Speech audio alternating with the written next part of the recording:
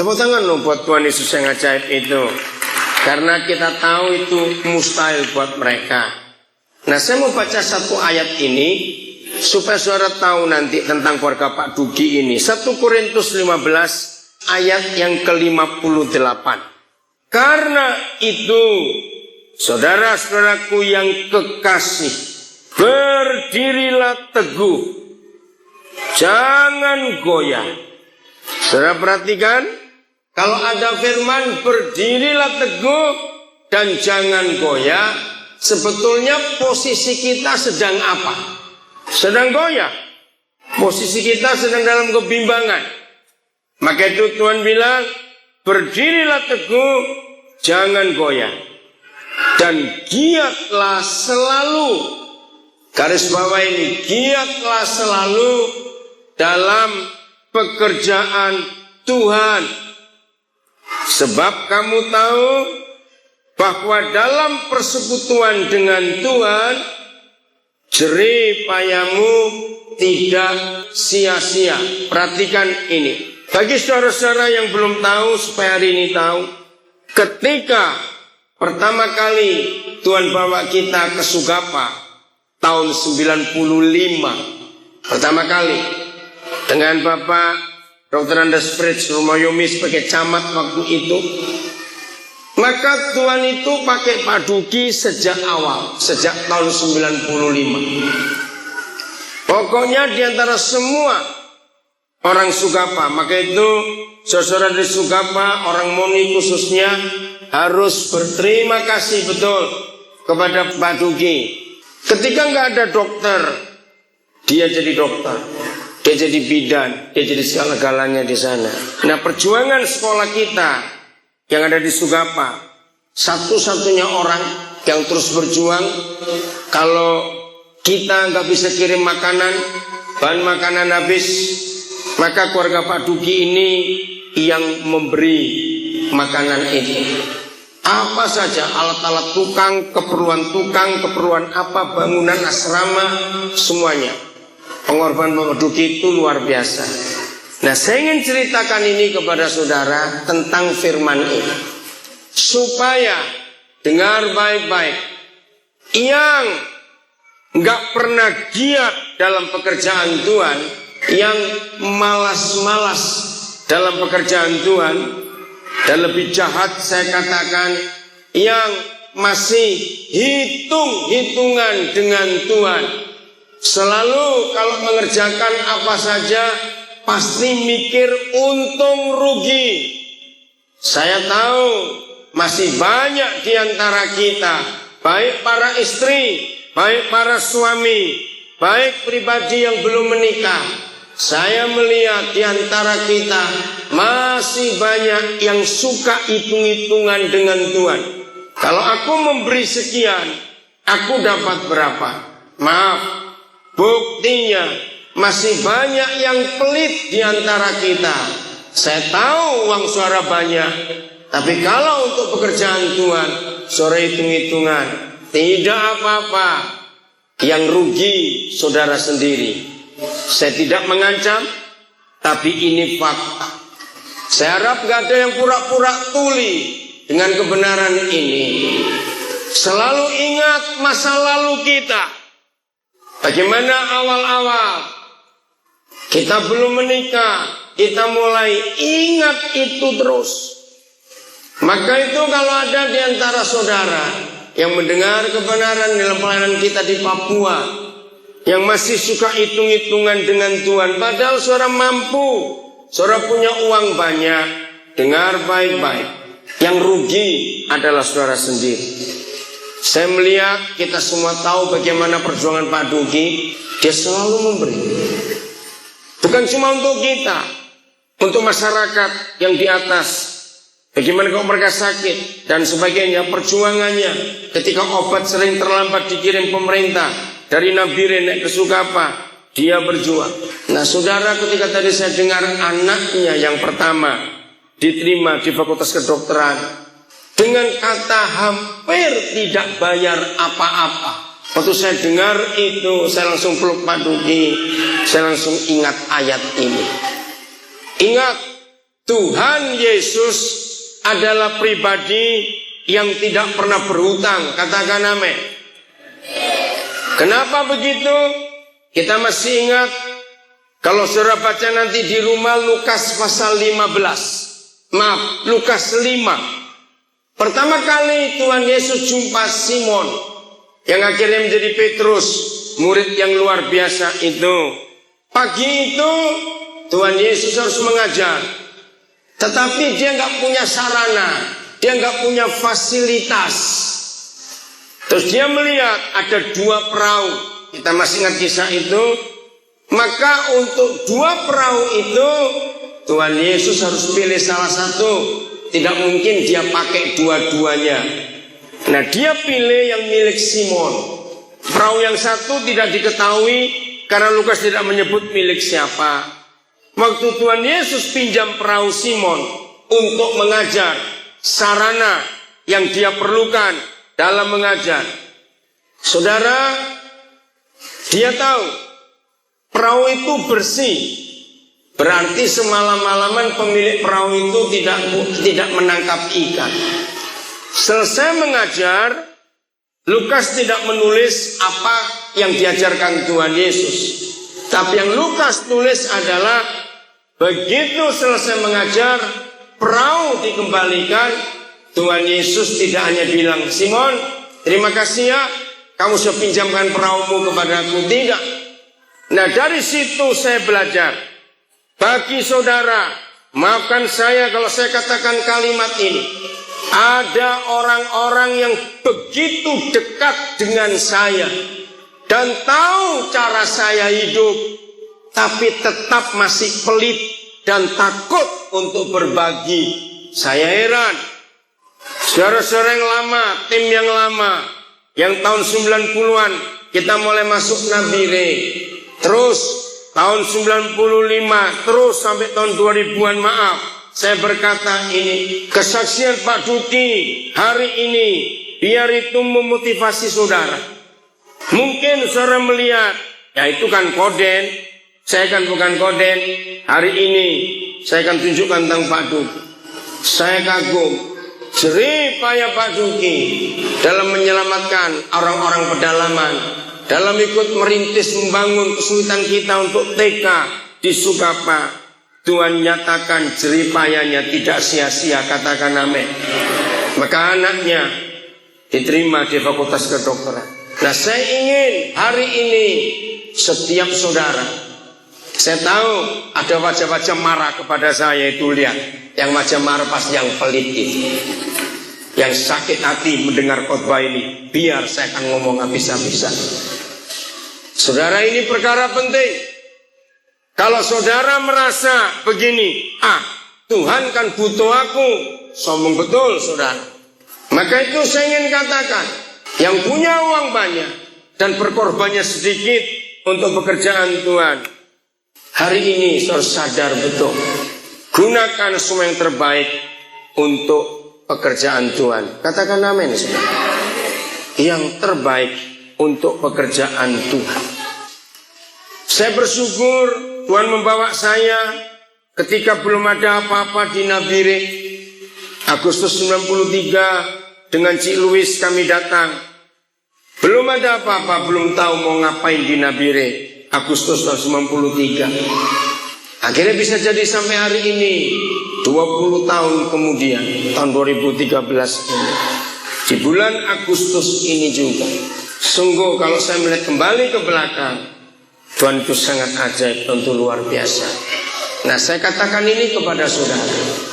Selama saya menjadi pemimpin dan digantikan oleh beberapa orang setelah itu, saya berani berkata ini. Saya tidak pernah minta uang dari saudara, bukan? Jawab iya atau tidak? Maka itu kalau saudara melihat hidup saya berani berkorban seperti ini, setelah tinggal dengan saya sekian belas tahun, dan saya masih belum berani untuk melangkah, saya tidak tahu Tuhan mau kirim siapa lagi untuk kendablekan dan kekerasan kepala saudara ini. Dengar firman ini baik-baik. Jangan pura-pura tuli dalam nama Yesus. supaya yang pelit-pelit itu bertobat. Tadi pagi saya mengajar anak-anak, mendengar orang bicara duduk dalam posisi yang tegak. Saudara, ini perkara serius dalam kehidupan kita. Supaya masuk tahun-tahun berikut, kita tahu, khususnya saudara yang sampai S1, S2, biaya yang saya keluarkan dari Tuhan untuk saudara, saya ingatkan, jangan balas kepada saya. Balas kembali kepada anak-anak Papua, didik mereka, pintarkan mereka.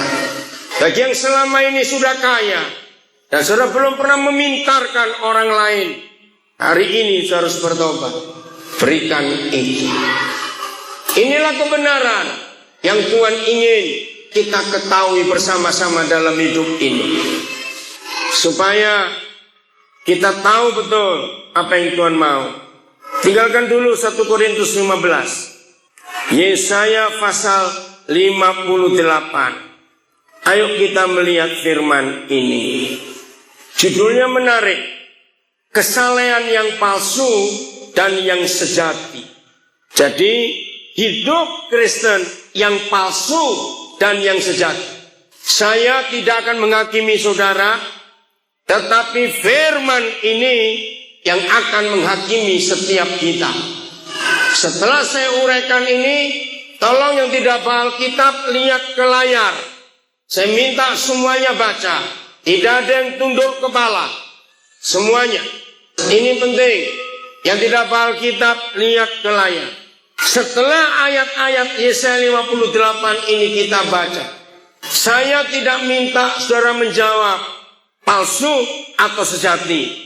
Tapi yang saya minta saudara jujur dengan diri sendiri. Saudara Kristen yang palsu atau sejati. Karena Yesaya 58 itu akan menjadi cermin buat kehidupan kita semua. Serius saya katakan. Supaya hari ini kita meninggalkan tempat ibadah ini, tidak ada orang yang munafik. Katakan amin. Karena musuh utama Yesus bukan setan. Musuh utama Tuhan Yesus adalah orang munafik, orang yang pura-pura. Maka itu dengan serius kita perhatikan. Serukanlah kuat-kuat, janganlah tahan-tahan. Nyaringkanlah suaramu. Saudara perhatikan 3 kata perintah ini. Yang pertama, serukanlah kuat-kuat. Yang kedua, janganlah tahan-tahan. Yang ketiga, nyaringkanlah suaramu. Berarti ini penting. Katakan amin. Sehingga Tuhan minta untuk diserukan kuat-kuat. Jangan tahan-tahan. Nyaringkanlah suaramu bagaikan sangkakala. Perhatikan perintah berikut. Beritahukanlah kepada siapa? Siapa umatku? Siapa umat Tuhan? Kita semua. Beritahukan pelanggaran mereka. Dan kepada kaum keturunan Yakub, dosa mereka. Bukan perzinahan, bukan pembunuhan, bukan pencurian. Tapi lihat apa yang disuruh serukan kuat-kuat. Jangan tahan-tahan, nyaringkanlah apa? Ayat 2. Memang berapa hari sekali? Baca berapa hari sekali? Ini yang luar biasa. Memang setiap hari saudara dan saya mencari Tuhan. Hebat bukan? Dan suka untuk mengenal segala jalanku. Hebat. Setiap hari mencari aku dan suka untuk mengenal segala jalanku. Seperti bangsa yang melakukan yang benar. Hebat. Melakukan yang benar. Tapi seperti. Dan yang tidak meninggalkan hukum Tuhannya. Luar biasa. Mereka menanyakan aku tentang hukum-hukum yang benar. Terus belum selesai. Mereka suka mendekat menghadap Tuhan.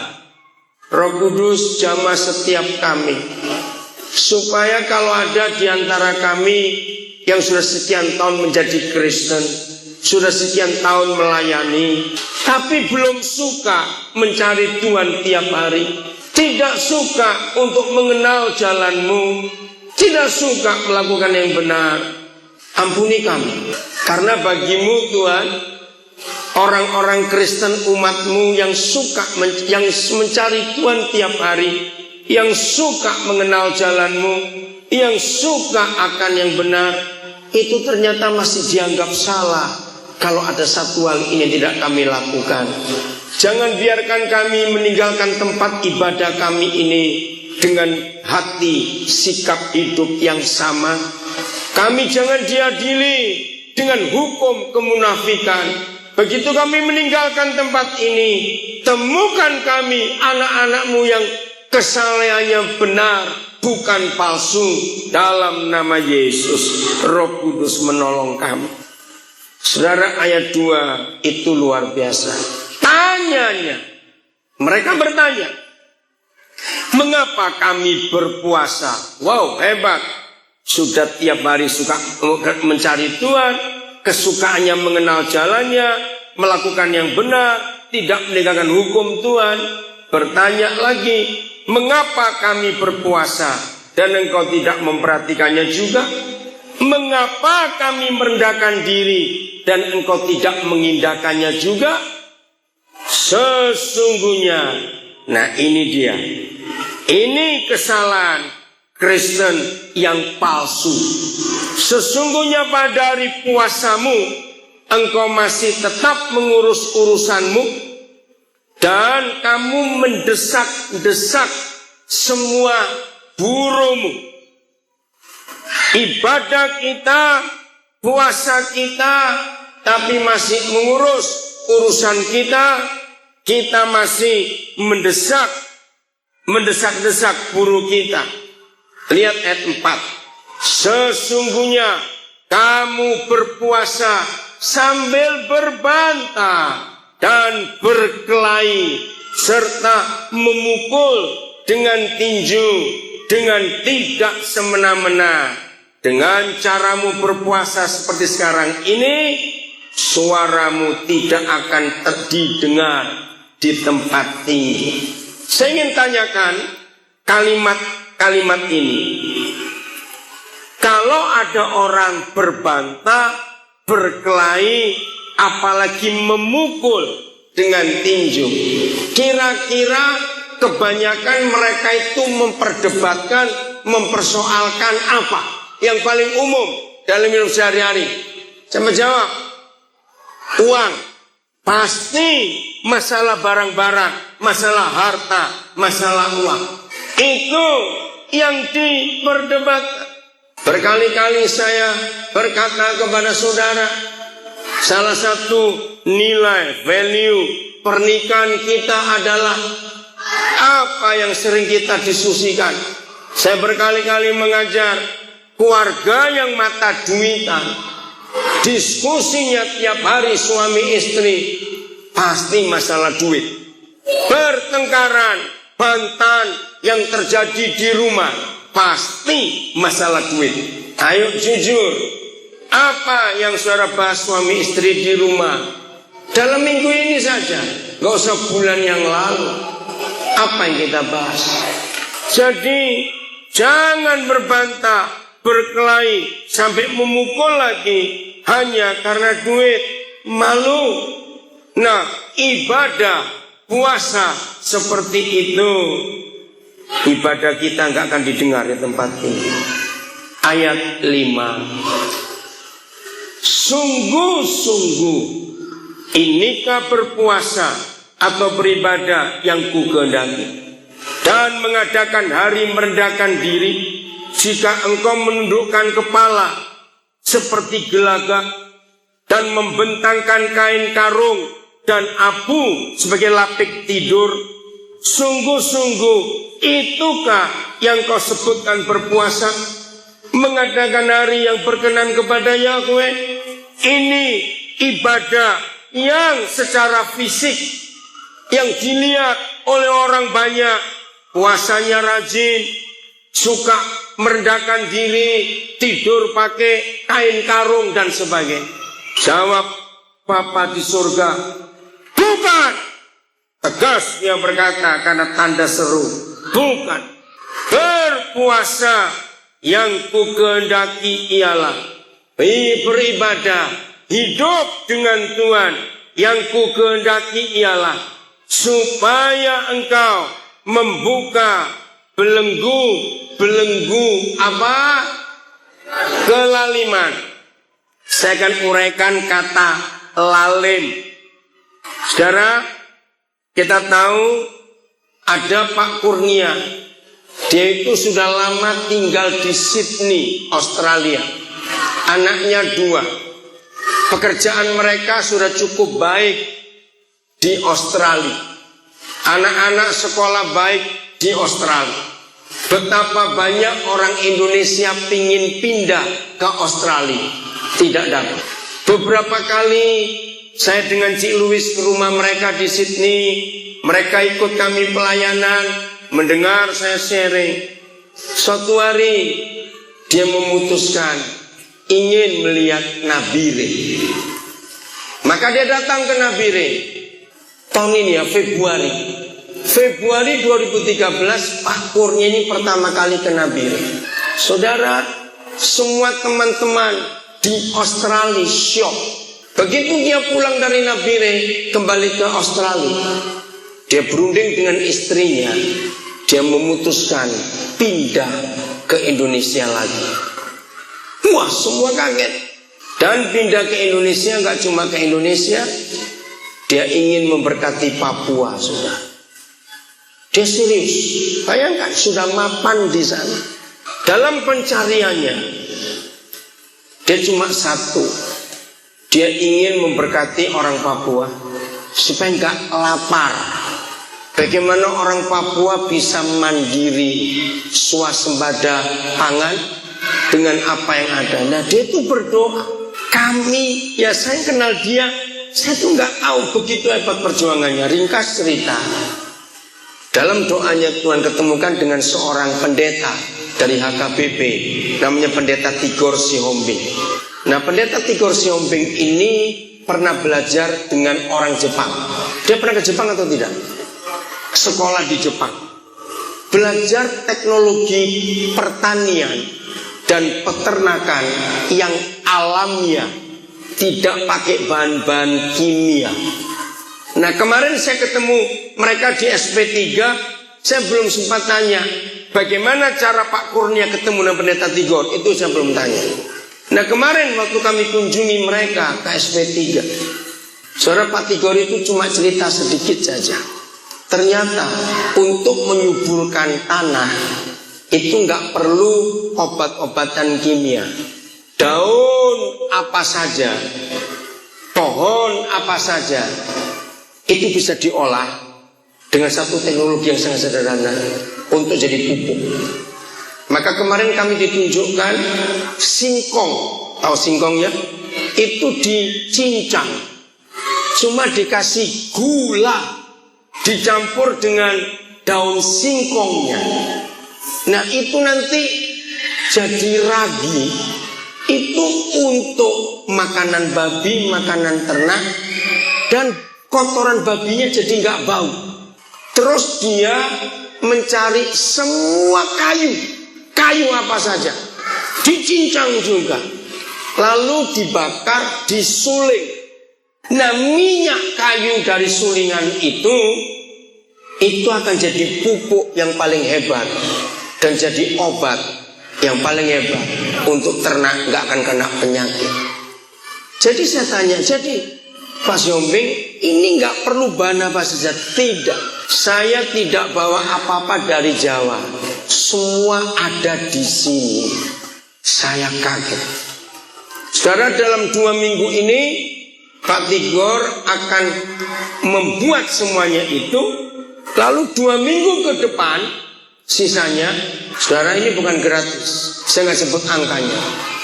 Pak Kurnia ini bayar Pak Tigor sekian puluh juta. Saya kaget. Jadi Kur, saya panggil dia Kurnia. Jadi kamu bayar Pak Tigor itu untuk apa? Dia bilang, Koden, saya ingin mengajak semua petani peternak di Nabire, mau Kristen, mau Islam, mau siapa saja, belajar ilmu ini. Terus kan saya tanya, lalu keuntunganmu apa dengan anakmu itu? Kan kamu punya keluarga. Dia bilang, Tuhan sudah berkati kami bisnis yang lain. Saya ingin ngomong ya, tolong pengusaha-pengusaha sudah puluhan tahun di Nabire, ini orang baru sekali datang bulan Februari 2013, langsung Roh Kudus tembak pikirannya, buat apa untuk memberkati Papua ini. Saya minta para pengusaha yang sudah sukses malu pada Pak Kurnia orang baru ini. Betul tidak, saudara? Datang sekali. Nah, yang lebih hebat lagi, kita tahu di SP3 berapa hari ini nggak ada hujan. Waktu kami datang ke sana kemarin, dia 3 hari sudah nggak mandi. Pak Harto bilang kepada kami, tolong doakan supaya ada hujan, karena kalau nggak ada hujan ini bisa seminggu nggak mandi nanti. Orang Australia lama di sana, bisa tidur di SP3, mandi pakai air hujan. Padahal si Louis nawarkan, tidur aja di Bethlehem. Enggak, dia mau menyatu dengan masyarakat di sana. Betul-betul hatinya luar biasa. Maka itu saya ingatkan saudara para pengusaha yang sudah kaya raya, dari anak ini saya ingatkan lagi, pintarkan yang punya tanah ini. Katakan apa? Pintarkan yang punya tanah. Ingat itu. Nah, apa hubungannya? Saya mau tanya. Saya ulangi lagi ayat 6. Bukan. Papa tegas berkata, berpuasa yang kugendaki bukan seperti caramu tadi, pakai karung tidurnya, taruh abu di kepalamu dan macam-macam. Bukan. Berpuasa yang kugendaki ialah supaya engkau membuka belenggu-belenggu kelaliman. Saya tanya, apa kata lain lalim? Coba jawab. Ayo, 5-6 orang. Cepat, lalim itu apa, anak-anak? Jahat, kejam. Apalagi? Ayo, lalim. Jangan pura-pura nggak tahu. Semuanya mikir. Apa? Nggak dengar. Serakah. Bukan. Apalagi? Oh, Pak Sabto di sini. Sabto nanti kamu cerita ya tentang, karena Pak Sabto ikut tim yang pertama. Apalagi? Bengis, serakah, kejam. Saudara, yang paling tepat, orang lalim itu penindas. Betul tidak? Raja yang lalim pasti sebut menindas rakyat. Nah, dengarkan ini baik-baik. Mungkin saudara tidak berkata, aku tidak menindas orang lain. Bagus. Tapi kalimat firman berikut akan menilai hidup saudara. Sudah saya baca ya.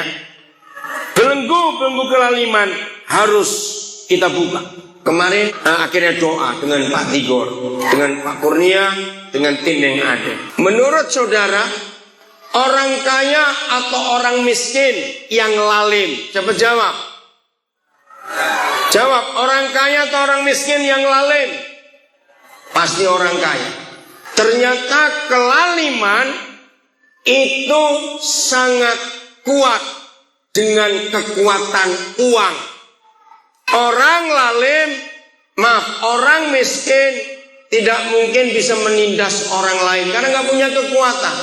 Nah, saya berkata kepada Pak Tigor dalam doa, ternyata yang punya pabrik kimia itu yang merusak tanah.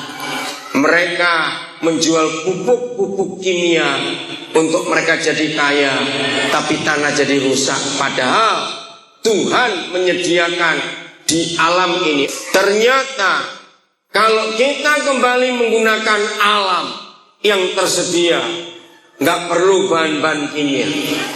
Orang yang punya kekuasaan jauh lebih gampang lalim daripada orang gak punya kekuasaan. Betul? Saya lanjutkan. Dan melepaskan tali-tali kuk, menaruh beban ke orang lain. Jangan.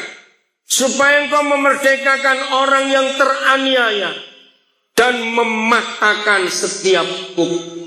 Ayat 7, supaya engkau memecah-mecah rotimu bagi orang yang lapar dan membawa ke rumahmu orang miskin yang tak punya rumah.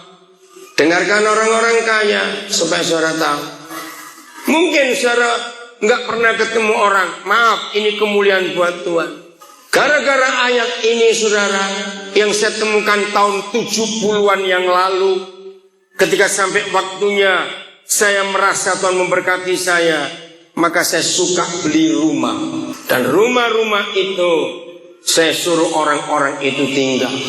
Maaf, saudara mikir kalau saya lalim, maka rumah-rumah yang saya beli, lalu saya minta saudara bayar sewa, betapa saya kaya. Tapi toh ada juga yang pakai rumah-rumah itu tetap gak punya perasaan untuk memberkati orang lain. Saya harap mengerti yang saya katakan ini. Uang yang saudara dapat dari tanah-tanah itu dipersiapkan untuk kembali memberkati Papua. Jangan lupa. Kalau saya mau tarik uang sewa, maka saya bisa kaya raya. Enggak, saya enggak mau itu. Ayat ini yang saya pegang. Dan apabila engkau melihat orang telanjang, supaya engkau memberi dia pakaian dan tidak menyembunyikan diri terhadap saudaramu sendiri. Saya ingatkan lagi sebelum saya selesaikan pasal 58, bahwa pasal 58 kitab Yesaya itu harus jadi cermin buat kita. Setelah mendengar firman ini, setiap pribadi harus jujur. Saudara palsu atau sejati dalam hidup kekristenan saudara. Setuju? Kalau saudara tidak menjawab, engkau munafik dalam nama Yesus. Hari ini semuanya harus jujur, harus terbuka. Saya ingin menekankan kebenaran ini. Ayat 7 saya ulangi lagi. Supaya engkau memecah-mecah rotimu bagi orang yang lapar dan membawa ke rumahmu orang miskin yang tak punya rumah. Dan apabila engkau melihat orang telanjang, supaya engkau memberi dia pakaian dan tidak menyembunyikan diri terhadap saudaramu. Apa yang terjadi? Roh Kudus jamah dalam nama Yesus. Ayo ayat 8 kita baca sama-sama. 1, 2, 3. Pada waktu itulah terangmu akan mereka seperti fajar. Mana suara-suara? Ulangi. Yang gak bawa kitab lihat di layar. Saya tidak ingin ada orang munafik tidak mau baca ayat ini. Kalau saudara takut, dengar, semua baca. 1, 2, 3.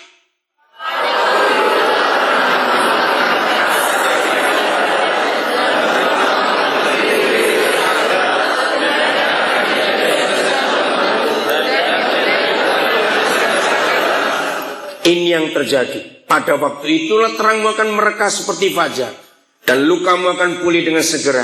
Kebenaran menjadi barisan depanmu, dan kemuliaan Yahweh barisan belakang.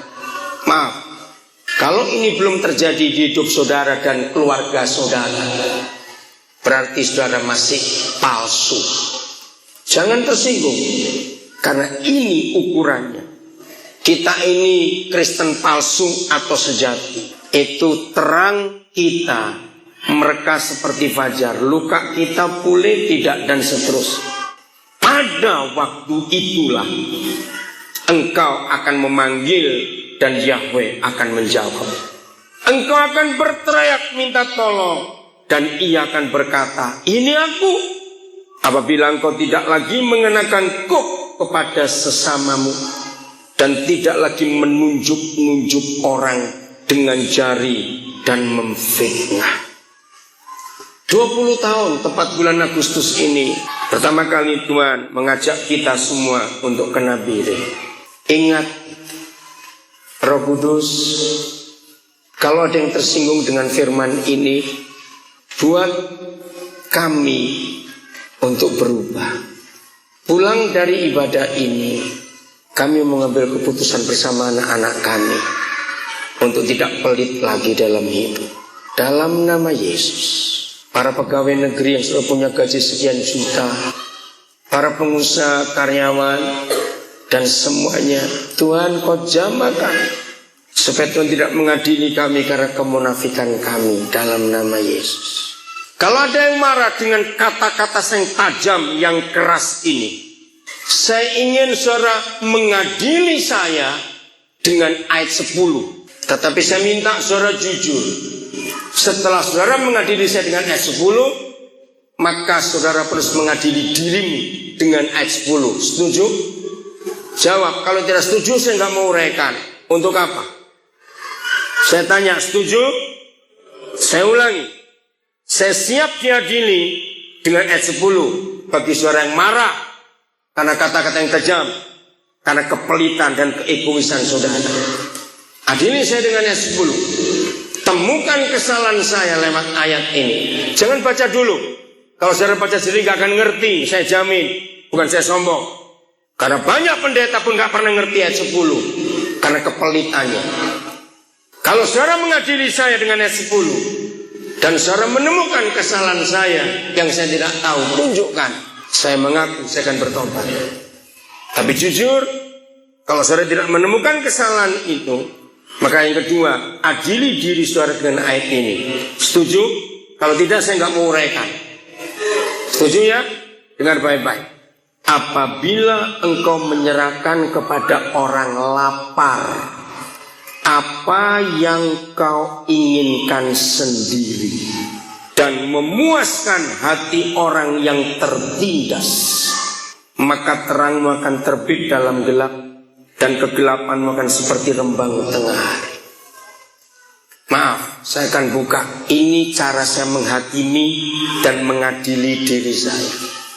Selama saudara hidup, saudara sering gak ketemu orang yang suka memberi? Sering bukan? Mungkin, saya pakai kata mungkin, saudara sendiri adalah orang yang suka memberi. Katakan amin pada dirimu kalau suka memberi. Tapi tunggu dulu. Ternyata ada ukuran untuk memberi, yaitu seperti yang kau inginkan sendiri. Ternyata ini yang sedikit orang lakukan. Betul? Maaf, saya ngomong apa adanya. Makin hari saya melihat terang yang Tuhan berikan kepada saya makin bersinar.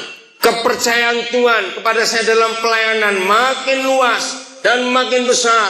Itu anugerah. Maka itu jangan puas dan jangan bangga diri. Kalau saudara adalah orang yang suka memberi, tetapi yang saudara beri itu tidak seperti yang saudara inginkan. Artinya apa? Banyak orang suka memberi, tapi pakaian bekas. Banyak tidak? Coba, banyak orang memberi yang sudah hampir kadaluarsa. Saya ketemu banyak pendeta, banyak orang Kristen, orang kaya, memberi rajin, tetapi dipilih yang jelek-jelek dulu. Kalau mau memberi, tanya, mana yang lebih bagus? Begitu tahu lebih bagus disimpan, yang lebih jelek dikasih orang. Bertobat bajingan-bajingan Kristen. Setuju? Kalau saudara sudah tidak suka barang itu, jangan kasih orang, makanlah sendiri. Maka itu saya siap saudara adili saya dengan ayat ini. Ibu Sali kemarin yang datang, orang kaya itu, heran lihat saya. Berangkat, tentengan saya banyak, bawa makanan. Akhirnya 2 hari tertahan di Ambon. Saya pikir mau dia makan makanan ini. Heran lihat cara saya itu. Ayo jujur, kapan saudara memberi orang lain seperti yang saudara inginkan untuk dirimu sendiri.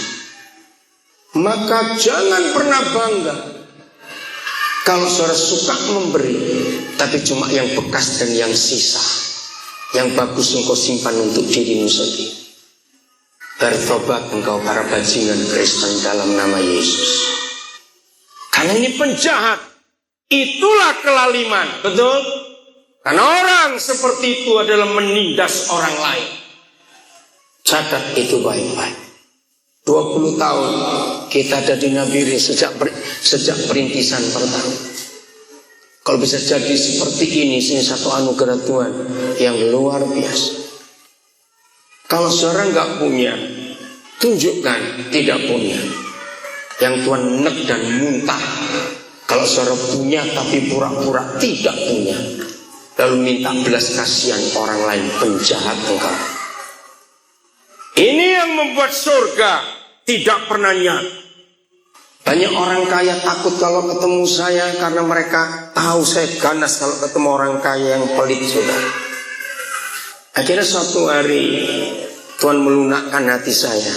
Dia berkata ini, Daniel, saya berikan kamu ilustrasi, Daniel, untuk meyakinkan orang kaya itu pelit atau tidak. Lalu Tuhan beri saya ilustrasi yang bagus. Nah, saya memang cari. Nah, begini. Orang kaya yang pelit itu begini. Satu hari ada orang kaya, anaknya main-main kacang hijau, kemasukan kacang hijau ke kupingnya. Karena anak kecil nggak berani ngomong, dia coba korek. Makin dikorek makin masuk. Setelah nggak bisa apa-apa dia nangis.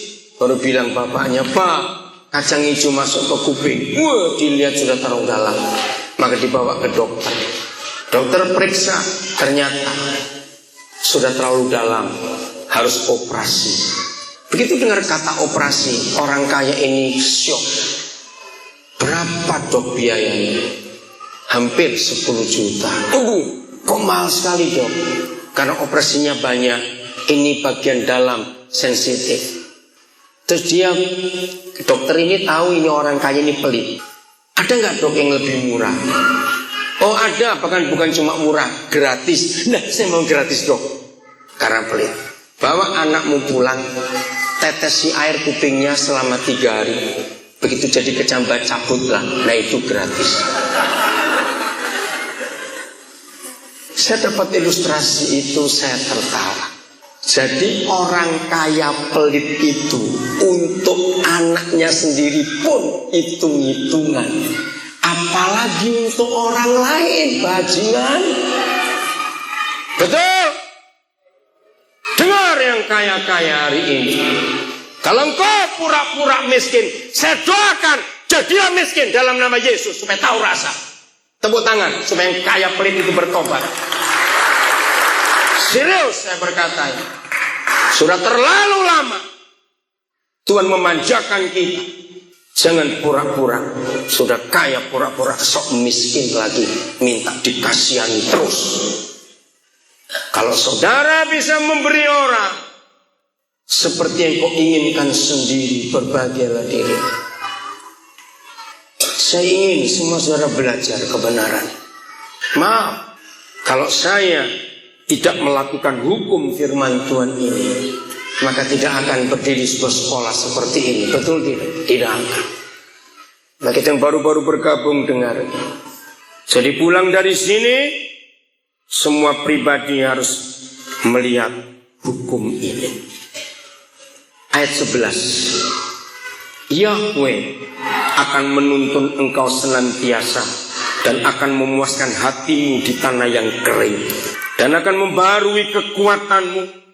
Engkau akan seperti taman yang diairi dengan baik. Dan seperti mata air yang tidak pernah mengecewakan. Indah enggak kalau itu terjadi pada kita, saudara? Indah. Apa menuntun kita senantiasa. Memuaskan hati kita di tanah yang kering. Membarui kekuatan kita. Kita seperti taman yang diairi dengan baik. Dan seperti mata air yang tidak pernah mengecewakan. Roh Kudus jamah kami untuk ayat 12. Engkau, siapa engkau di sini? Jawab, siapa engkau di sini? Kita. Amin. Inilah puncak, inilah klimaks, inilah tujuan hidup beragama yang benar. Hidup menjadi anak Tuhan yang sejati, bukan yang palsu. Maka saudara dan saya akan membangun apa? Ayo baca, membangun apa? Reruntuhan yang sudah berabad-abad.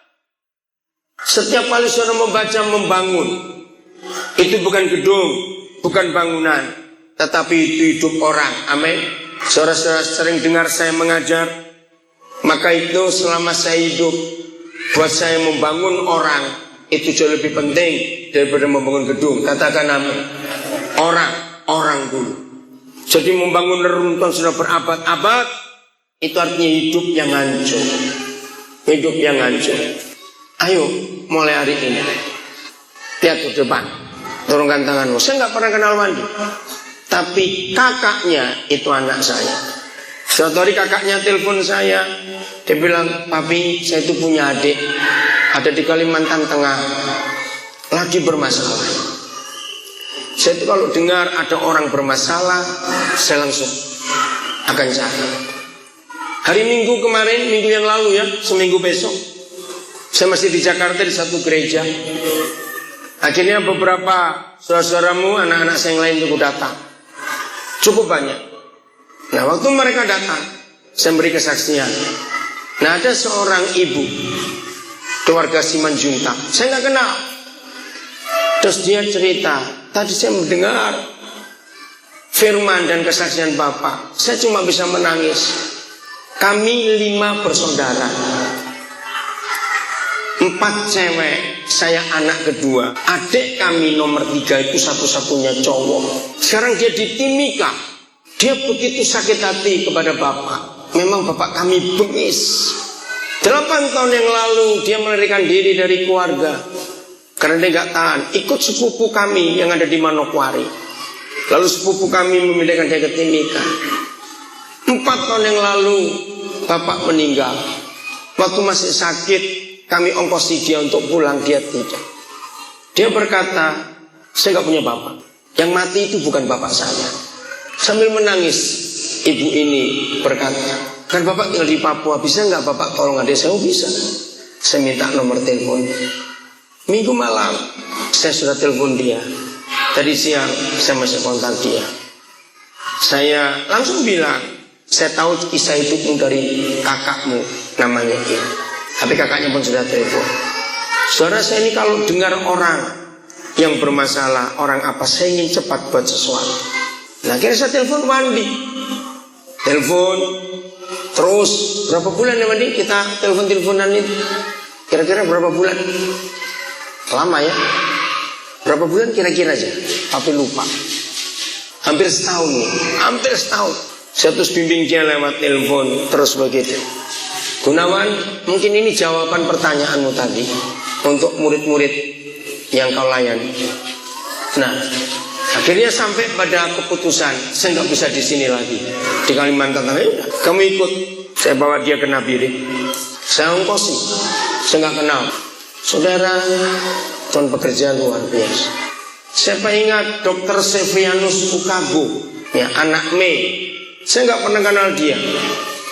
Lulus SMA, ada yang cerita kepada saya, dia ini pengen jadi dokter. Saya cuma lewat telepon. Sampai dia lulus dokter, saya belum ketemu. Mana ini orang? Tapi saya bayari dia. Nah, 2 tahun yang lalu dia datang ke Nabire setelah lulus. 2 tahun yang lalu. Itu saya baru ketemu. Nah, tadi siang saya ditelepon dari Amerika. Karena pas Silvanus Okago datang ke kita, ada Pak Yohanes dari Washington DC.